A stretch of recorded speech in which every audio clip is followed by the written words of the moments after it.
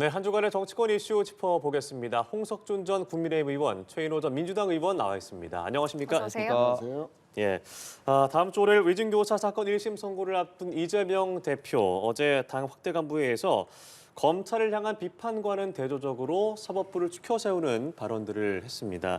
과거 자신의 무죄 판결과 구속영장 기각 사례 등을 거론하면서 사법부의 감사와 존중을 언급하기도 했는데요. 어제 이 대표의 발언 어떻게 들으셨어요? 예, 아무래도 이재명 대표 민주당 입장에서는 그동안 좀 사법부, 특히 법관들에 대한 어떤 좀 급박이 오히려 공직선거법 등의 중형이 내려진 하나의 원인이 아니냐 이런 어떤 판단을 하고 그런 이야기를 한 것 같습니다. 김우영 의원 같은 경우는 이제 상임위원회에서 법관 출신 주제 이런 어떤 이야기를 한다든지 또 박찬대 원내대표 같은 경우는 미친 정부의 미친 판결이다 이런 식으로 굉장히 거친 언사를 통해서 사법부 판사들을 급박을 하고 이제 비판을 했는데 지금 다음 주 위정교사 1심 선고 관련해서 이런 측면에서 사법부를 좀 존중하는 듯한 그런 어떤 발언을 하면서 과거에 자신의 어떤 사례를 이야기하는데, 근데 지난번 2018년도 허위사실 유포죄 같은 경우 이제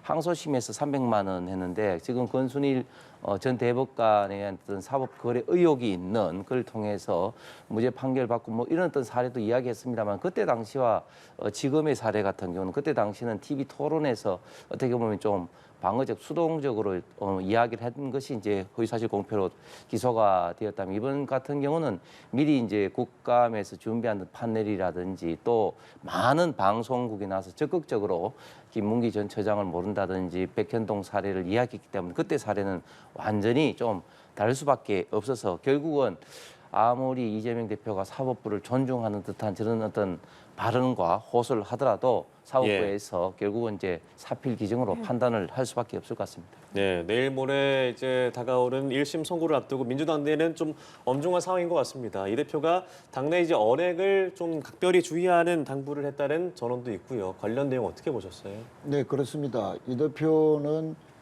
인권과 민주주의를 지키는데 노력하고 계시는 대다수의 법관과 또 사법부에게 깊은 존경, 감사의 말씀을 드린다 이렇게 표현했죠. 예.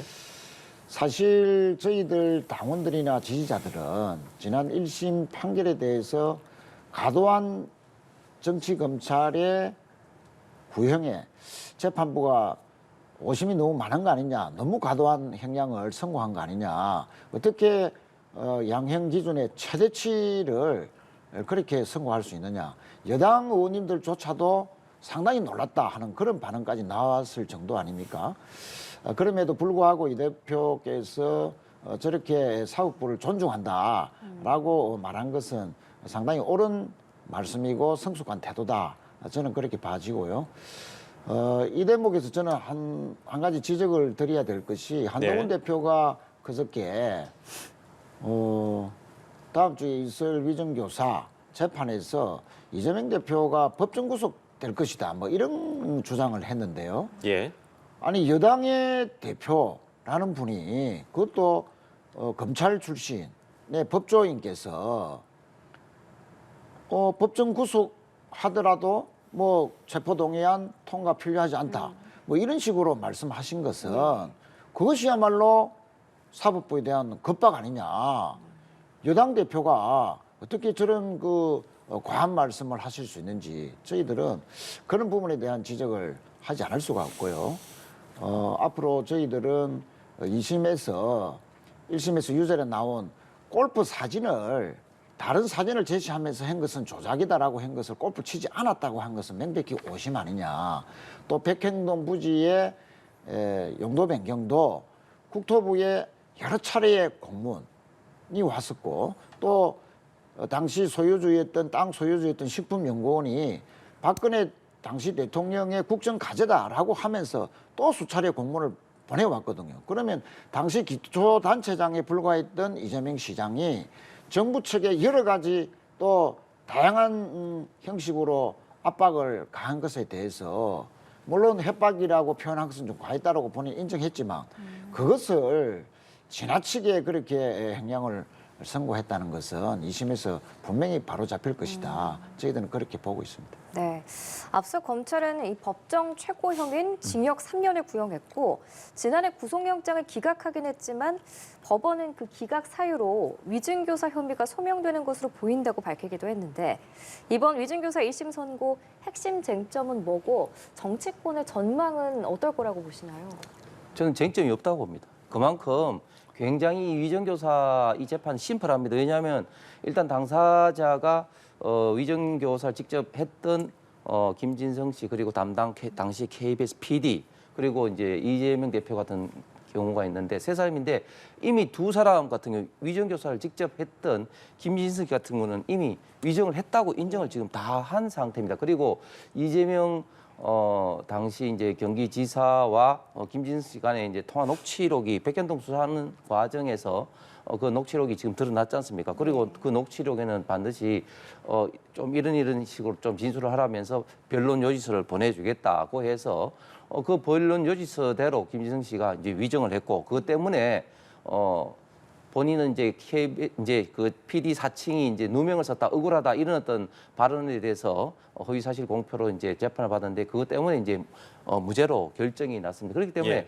사실 이 사안은 너무 심플하기 때문에 대다수의 법조계도 이거는 당연히 유죄다. 단지 이제 어느 정도의 이제 형량이 이제 할 거냐 이 문제인데 이 문제에 대해서는 최근에 나온 위정교사 사례를 쭉 보니까 한 3% 4% 정도가 이제 징역형으로 결정이 났습니다. 그렇기 때문에 이 점에 대해서는 아주 명백하게 결정이 이제 될 것이다. 그리고 사실은 이 위정이 왜 중요하냐면은 미국 같은 경우는 이걸 이제 사법 질서 방해라 해가지고 굉장히 이제 엄벌을 가하는데 왜 엄벌을 가하냐면은 결국은 법정에 있던 진술이 모두 다 이제 증거에 이제 의해서 다 판단이 되고 거기에 의해서 이제 법관이 판단하지 않습니까? 그만큼 이 위정이 실체적 진실을 가리는데 대단히 중요한 요소이기 때문에 미국 같은 선진국에서는 굉장히 엄벌에 처하기 때문에 이번에도 다음 주 월요일 일어나는 이재명 대표에 대해서도 좀 엄벌이 좀 처할 가능성이 많아 보입니다. 사안이 심플해서 핵심 쟁점은 없다라고 말씀을 해주셨는데 최 전 의원께서 보시기에는 핵심 쟁점이랑 정치권 전망 어떻게 보세요? 저도 그 녹취록을 한 두세 번 들어봤습니다. 예. 자세하게 들어보니까 약 한 30분 정도 통화를 하는데 12번이나 김진성 씨에게 있는 그대로 이야기해 달라고 계속 대목마다 강조를 합니다. 있는 그대로 이야기해 달라가 어떻게 위정교사가 될 수 있느냐. 그리고 변론서를 보내주겠다. 그거는 뭐 참고해라는 거죠. 그것도 위정교사가 될 수 있습니까? 있는 그대로 이야기해 달라 12번이나 이야기한 그 자체를 재판부가 주목하지 않겠는가. 그렇게 봤을 때는 당연히 이제 무죄가 나올 가능성이 매우 높다. 그렇게 생각하고요. 또 김진성 씨가 중간에 위정을 했다라고 말을 바꿨습니다. 처음에 위정 안 했다 했다가 그 진술이 바뀐 점도 참작이 될 것이고 특히 김진성 씨는 성남시장을 했던 분의 수행비서였는데 네. 그 성남시장님은 다른 당 소속 시장이었습니다. 우리 당 소속의 시장이 아니었고 국민의힘의 시장님이셨죠. 그러면 상대 당의 수행비서에게 위정교사를 했다면 당장의 문제가 될 것인데 어떻게 상대당 소속 시장님 수행비서에게 위정교사를 할 수 있겠습니까? 그 점만 보더라도 저희들은 무리한 검찰의 기소였고 구형이다. 그렇게 봐서 당연히 이번에 무죄가 되지 않겠는가 그렇게 생각을 하고요. 뭐 사법 리스크 하지만 이 대표의 당내 리더십은 여전히 확고하다. 오히려 여론조사 공정에서 18일, 19일 조사한 바에 따르면은 이 대표의 대권 후보 주자로서의 지지도가 43%가 넘어가서 오히려 더 올랐습니다. 그런 점은 아무래도 국민들께서 우리나라의 지금 사법부 판결, 특히 검찰의 과도한 구형이나 무차별 기소, 또 야당 당수 대표에 대한 탄압, 뭐 이런 것은 형평성을 잃은 처사다. 특히 사법부의 소명은 형평성인데 예.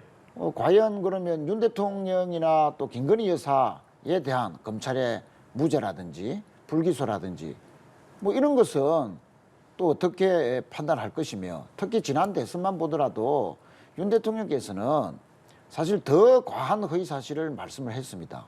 뭐 손바닥에 왕조도 동네 분이 써줬다라든지 특히 도이치 주가 모터스 주가 조작 사건은 오히려 손해를 봤다는 식으로까지 이야기를 하셨거든요. 그런데 그 뒤에 검찰의 의견서를 보면 한때 23억 원의 큰 수익을 냈다라는 보도도 있었지 않습니까? 그런 여러 가지 의혹들을 감안해 보면은 우리나라의 이 사법 질서가 너무 형평성을 잃고 있다 하는 그런 국민들의 여러 가지 지적들이 저는 사법부가 좀 경청해야 된다 하는 그런 말씀을 드리겠습니다. 예, 위증교사 사건 1심 선고는 저희가 내일 모레 결과를 지켜볼 수 있겠는데요.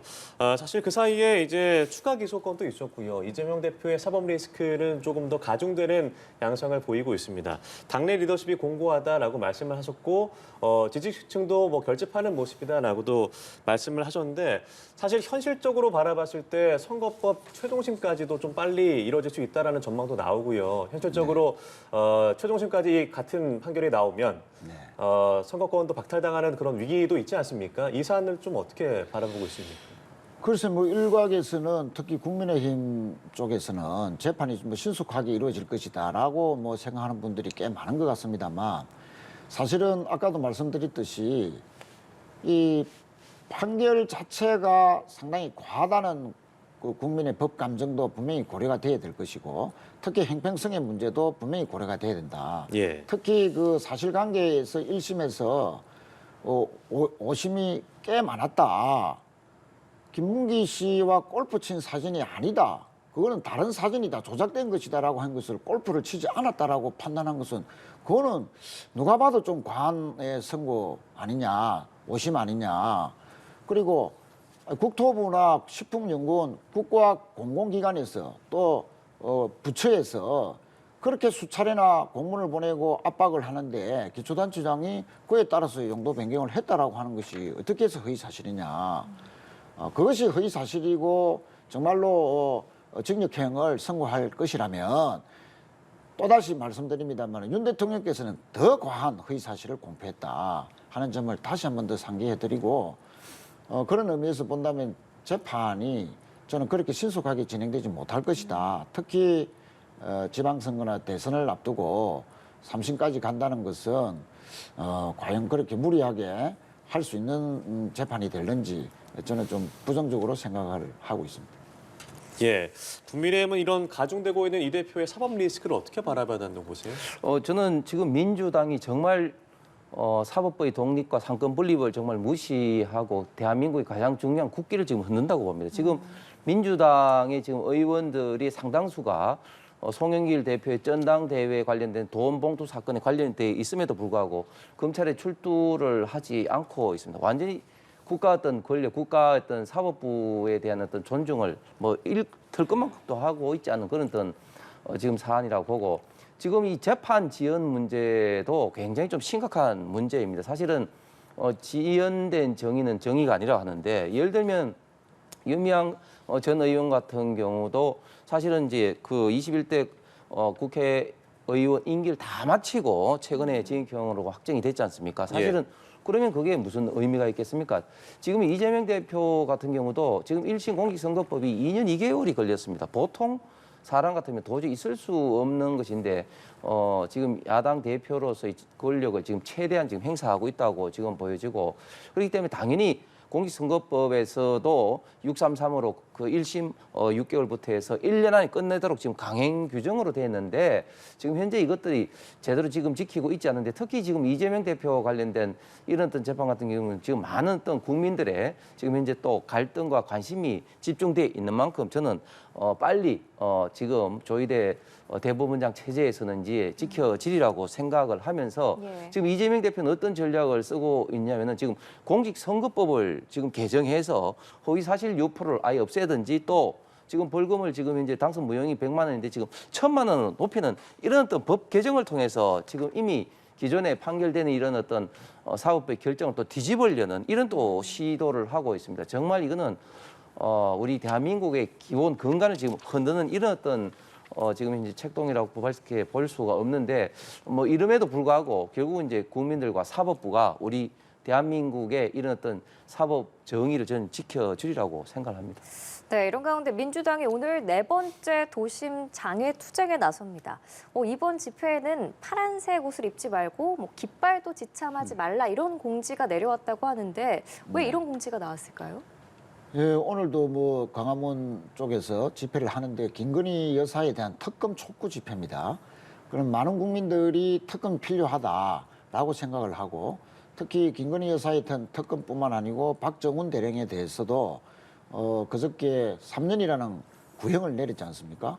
그 수사 외압이 있었다. 억울하게 순직한 병사의 죽음의 실체를 제대로 수사해야 된다는 관점에서 경찰청에 이첩하려는 것을 보류시키려 하는 그것을 대통령실에 특히 대통령께서 경로한 이유로 그 모든 것이 벌어졌기 때문에 외압 아니냐라고 그렇게 주장한 박정훈 대령에 대해서 3년을 또 구형을 했는데 이 부분도 특검을 통해서 반드시 규명해야 된다 하는 그 집회를 이제 열리는 것이고요.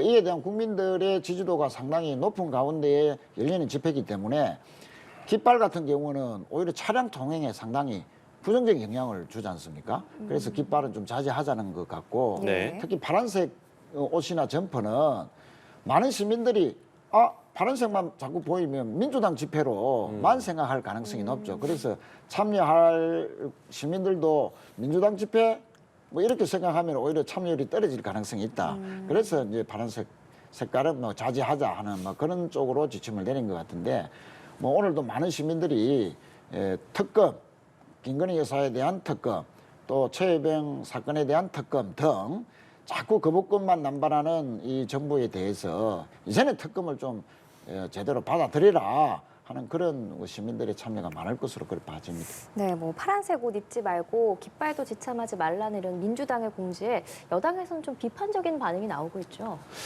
지금 오늘 집회가 이제 네 번째 집회인데 갈수록 그 집회에 참여하는 어떤 그 숫자가 계속해서 좀 줄고 있습니다. 그렇기 때문에 결국은 이제 집회 숫자가 줄게 되면 전체 어떤 집회에 어떻게 보면 좀 어떤 대국민 어떤 영향력이라든지 또 민주당이 어떻게 보면 좀 위신이라든지 이런 게 문제가 좀 되기 때문에 결국은 파란색을 입지 말고 오면은 그 숫자가 민주당인지 뭐 일반 시민인지 구분이 안 되기 때문에 좀 어떻게 보면은 좀 응급 조치로 좀 하는 그런 어떤 조치가 아닌가 좀 생각이 드는데 그러면서 예. 또 김병주 의원 같은 분은 참여 숫자를 단순하게 현장 참여 숫자 말고 유튜브라든지 일반 어떤 시청자까지도 다 포함해서 이 그 집회에 참여하는 어떤 숫자를 공표를 해야 된다는 기적의 지금 논리를 내세우기도 하는데 이만큼 지금 민주당에서 지금 주장하고 지금 개최하고 있는 이 집회에 국민들이 참여하지 않은 이유는 저는 두 가지라고 봅니다. 첫 번째는 지금 이 모든 어떤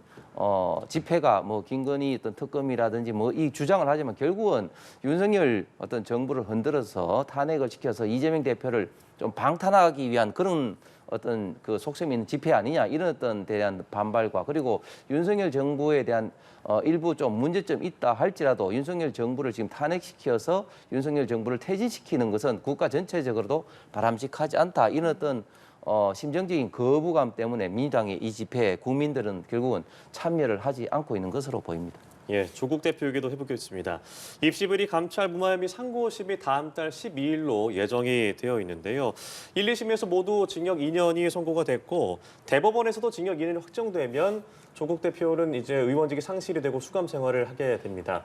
어떻게 결과를 예상하시고 결과에 따라서 어떤 야권에 영향이 있을 것으로 보이세요? 예, 입시 비리와 감찰 무마 네. 혐의로 2심까지 이제 유죄를 선고받았는데요. 대법원에서는 합리적인 판단을 하지 않을까 그런 기대를 하는 분들도 꽤 많은 것 같습니다. 뭐 여러 가지 제목이 있지만 예를 들면 자녀가 장학금을 받았는데 그것도 뭐 검찰은 뇌물로 했지만 뭐 법원에서는 청탁금지법 위반이다 하는 것으로 해서 유죄를 내렸는데요. 장학금이 어떻게 그렇게 유죄가 될 수 있느냐. 자녀가 공부를 잘하면 장학금을 받을 수도 있는 것이고 대학에는 뭐 학생들에게 국립대학 같은 경우는 장학금을 많이 주지 않습니까? 그것도 무리한 판결이 아니었나 뭐 그렇게 대부분이 판단할 가능성이 상당히 있다. 만약에 그런 것들이 일부라도 반영이 되면 파기환송이 돼서 2심 절차가 다시 진행되고 예. 또 상고심도 다시 이제 열리게 될 그런 가능성이 상당히 있다라고 보고요. 이 대목에서 또 한 번 뭐 강조드리지만 권력은 무죄, 야당은 유죄. 조국 대표도 12명의 국회의원이 있는 공당의 대표인데 지난 총선에서 비례대표로만 12명의 국회의원을 배출한 상당한 국민들의 지지를 받았던 정당인데 그 당 대표를 그렇게 또 수감까지 보낸다는 것 자체가 국민이 느낄 형평성, 법감정 과연 어떻게 될지 과연 형평성 있게 볼지 그것도 상당히 지적하지 않을 수 없다. 이 대목에서 정말로 사법부의 행평과 정의와 공정, 상식이 있다라면은 지금 벌어지고 있는 여러 가지 공천 개입에 대한 수사, 검찰 수사도 제대로 진행이 돼야 되고 특히 무혐의로 되었습니다만 도이치 주가 조작 사건이라든지 명품백 사건이라든지 또 최혜병 순직 사건에 대한 수사 외압이라든지 이런 모든 사건들의 실체를 특검을 통해서 반드시 규명을 해야 되고 정부나 여당을 협조해야 된다 하는 점을 다시 한번 강조드리겠습니다. 예, 조국 대표 앞에 있는 가장 큰 걸림돌이 될 수도 있을 것 같은데 어떻게 전망하세요? 저는 패널들의 어떤 말에 대해서 좀 평가를 해서 정확한지 좀 봐야 될 것 같아요. 우리 종현 최인호 의원께서 모든 질문에 기성정결 뭐 김건희 여사라든지 최병이라든지 이런 식으로 가고 있는데 지금 내로남불의 조국 대표가 참 길고 길었습니다. 지금 검찰에서 기소한 지 지금 4년이 넘게 지금 드디어 대법원 선고를 앞두고 있는데 100% 유죄 확정이 됩니다. 왜냐하면 이게 만약에 파기환송의 여지가 1%라도 있다면 지금 현재 부별 심리에서 대부분 전원 합의체로 갑니다. 그런데 결국은 이게 부별 심리로 결정이 되는 거거든요. 그렇기 때문에 이거는 이제 2심 항소심에서 징역 2년이 이제 확정되는 게 거의 뭐 100%인 것 같고 그런데 참 아쉬운 건 너무 늦습니다. 이게 항소심 된 지도 벌써 시간이 꽤 흘렀는데도 불구하고 조국 대표가 좀 국회의원 생활을 좀 더 하라고 뭐 대법원에서 뭐 조금 선처를 해주는 건지는 모르겠습니다만 너무 지금 늦는데